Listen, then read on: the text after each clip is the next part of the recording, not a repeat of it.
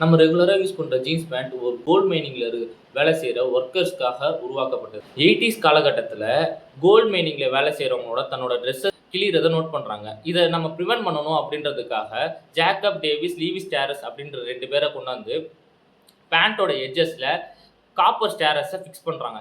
இதனால் அந்த ட்ரெஸ்ஸஸோட தேய்மானம் ரொம்ப கம்மியாக இருக்கும் அப்படின்னு நினைக்கிறாங்க. 1873 அதோட காப்பி ரைட்ஸ் இந்த 2 பேர் கிளைம் பண்ணுறாங்க. லேட்டராக 1930s கௌபாய் கலாச்சாரம் அமெரிக்கா ஃபுல்லாக பரவிட்டு இருக்கு. சிட்டிஸில் வாழ்கிற பிஸ்னஸ்மேன் வில்லேஜஸ்க்கு வெக்கேஷனுக்காக வரும்போது இந்த கௌபாய் கலாச்சாரத்து மேலே ஈர்ப்பு ஏற்பட்டு இந்த கௌபாய் கலாச்சாரத்தை சிட்டிஸ்லேயும் நம்ம இம்ப்ளிமெண்ட் பண்ணலாம், அதை பிஸ்னஸாக கொண்டு வரலாம் அப்படின்னு சொல்லி யோசிக்கும் போது தான் இந்த ஜீன்ஸ் பேண்ட் கலாச்சாரம் சிட்டிஸ்குள்ளேயும் மைக்ரேட் ஆகுது. 1950s ஜேம்ஸ் டீன் அப்படின்ற ஒரு ஃபில்ம் ஆக்டரும் அமெரிக்காவில் இந்த மாதிரி ஜீன்ஸ் பேண்ட்டை போட்டுட்டு படத்துலையும் நடிக்க ஆரம்பிக்கிறார். அப்படி அவர் படத்தில் நடிக்கிறத பார்த்துட்டு நிறைய ஃபில்ம் ஆக்டர்ஸும் படத்தில் ஜீன்ஸ் பேண்ட்டை ப்ரொமோட்டும் பண்ண ஆரம்பிக்கிறாங்க.